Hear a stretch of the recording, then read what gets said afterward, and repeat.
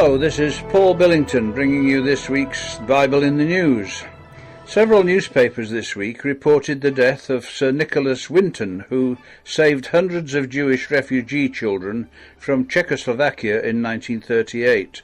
The Jerusalem Post, for example, had this, quote, "Seeing the desperate plight of the Jews in the German-controlled Sudetenland region of Czechoslovakia, Winton immediately set up a makeshift office in his hotel room in Prague and began receiving parents who were desperate to get their children to the safety of Britain, the only country that was willing to take in Jewish children from Nazi-ruled countries.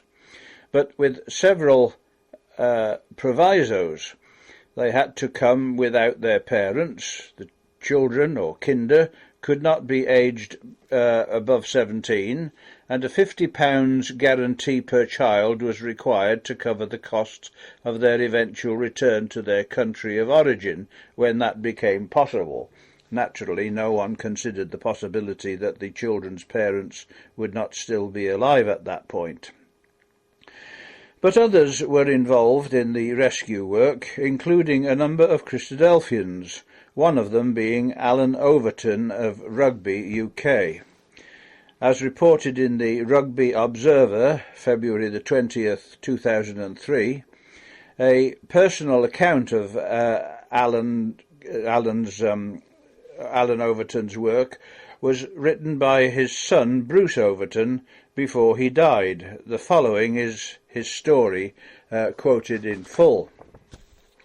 He says, "My father, R. Alan Overton, became involved with the Jewish refugee movement in 1938. As a Christadelphian, he already had a very great interest in God's people, the Jews.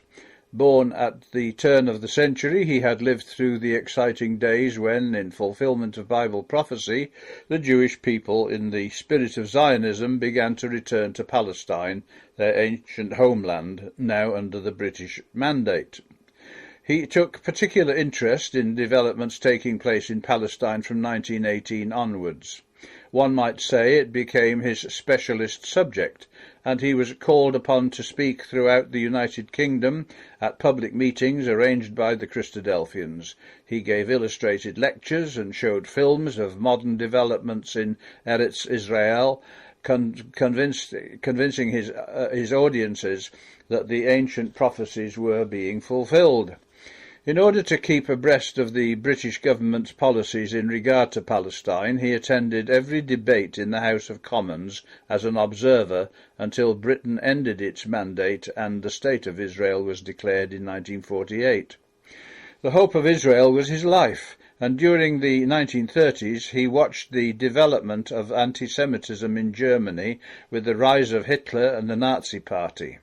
He became very anxious over the fate of the Jews, which Hitler outlined in his book Mein Kampf. In 1937, the Jews in Germany were feeling the effects of the Nazi campaign against them, and some who could afford to flee Germany into Austria and Czechoslovakia did so. Fears were intensified when Hitler's stormtroopers marched into these countries where Jews were the first target. There seemed no alternative for the Jews but to send their children further afield, perhaps to relatives living in the United Kingdom or the United States of America. But suddenly a wave of fear compelled the Jews to send their children away to whoever would have them, and wherever a safe haven could be found. In 1938, a committee was set up in London at Bloomsbury House called the Movement for the Care of Children from Germany.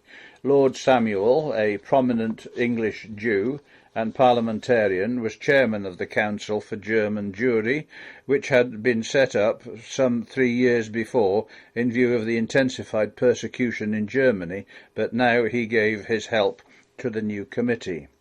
Arrangements were made for the first large contingent of Jewish children to arrive by train from Germany, arriving at Liverpool Street Station, London. In the daily newspapers the next day appeared photographs of these children, boys and girls of all ages, a label attached to them bearing their name and number, their few possessions in a small case or backpack. I remember, although I was only 10 years old at the time, a photograph of a little girl, her hair in plaits, sitting forlornly on the platform of the station, her backpack at her side, her label tied round her neck. It was at this point, I remember, my father being so moved, for he had 3 young daughters of his own.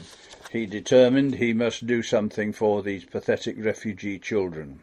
Were they not God's people, and was not this a fulfilling of Moses' prophecy in Deuteronomy 28, verses 32 and 33?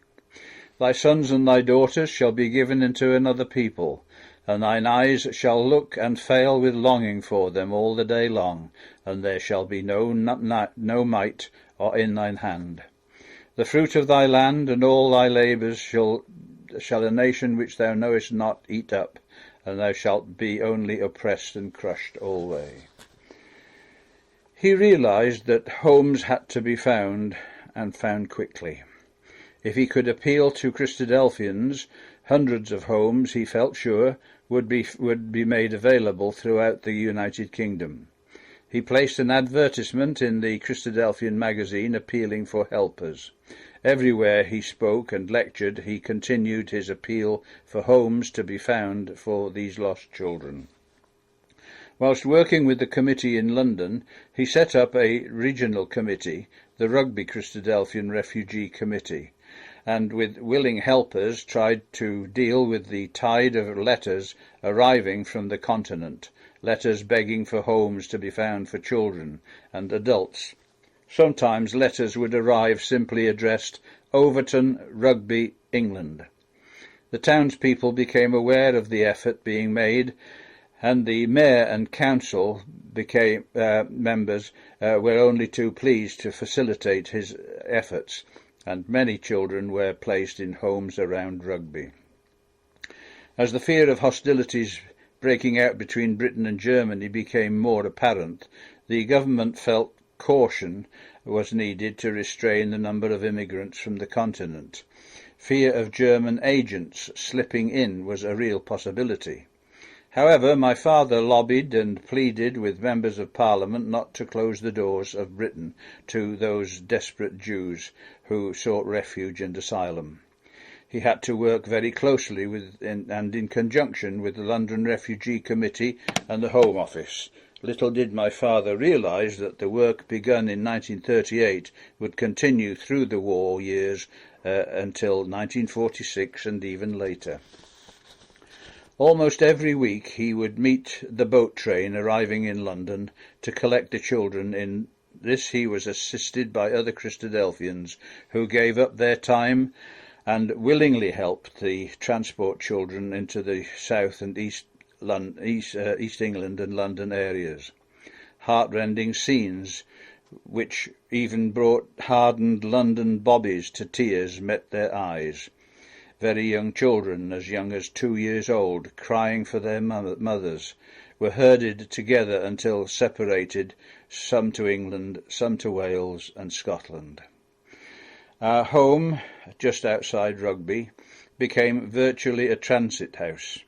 Often late at night my father would arrive home, his car packed full of children, some feeling very unwell after a long train journey and channel crossing, beside the trauma of leaving their parents. How my mother coped with her own 4 children, plus a house full of overflowing with children in need, with language difficulties from the various parts of Europe, I shall never know, except it be for the providential hand of God at this crisis in all our lives and on behalf of his children. By prior arrangement, Christadelphians, if they had transport, would come to our home to collect their wards. Others had to be transported either by my father or by train or bus to their new homes in other parts of the United Kingdom. my father realised that there was a need for a hostel to be set up in Rugby, which could become a permanent home for boys mainly. Girls he had no problem finding homes for. The hostel could also be used for children passing through or a meeting point for the refugees themselves. The Birmingham Coventry Christadelphians later set up a hostel in Birmingham which they named Elpis Lodge. Hope of survival came in such ways for many such Jewish children. On a much larger scale, a holiday camp on the east coast near to the ports of entry was taken over. Many children will remember the reception camp at Dovercourt, and many a visit was made to collect the boys and girls and take them to a new life without fear. In the Rugby hostel, there were boys from Germany, Austria, some from Czechoslovakia and Poland. Their schooling had to be catered for, and later their employment and training. When war came, a stricter regime had to be enforced. The possibility of internment was very real. There was regular reporting to the police and a night curfew. Fear of these children falling into the hands of the fifth column was an added danger. Much care and vigilance was needed. I might add here that my father felt it an important factor in the lives of these young Jewish boys and girls that they should know at least something of their own history recorded by their own writers, Moses and the prophets. I remember the many happy and lively Sunday afternoons when he not only became their guardian and friend, but their teacher, making their own scriptures come to life. In 1946, when the war ended, many were now in their late teens, and they were anxious to find their families again. Sadly, in most cases, and returning to their former homes and towns, none had survived the appalling Holocaust. Many had found their end in the Nazi camps and gas chambers. 50 years have now passed since those days. Most of those who worked so hard during those sad and gruelling times have passed away. But the children whose lives were literally saved from the certain death are now in their 60s and 70s. Some have thought back to the days when arriving in England in a free but strange land, they were met by a young man who comforted and cheered them and became a father to them, a father I, for one, was proud of. Bruce M. Overton. Thank you very much for being with us this week. I hope you learnt something from our Bible in the News. Thank you.